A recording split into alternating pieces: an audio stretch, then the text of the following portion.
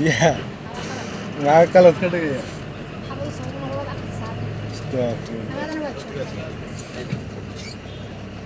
Uma lewa istau tengah kamu kan? Ya.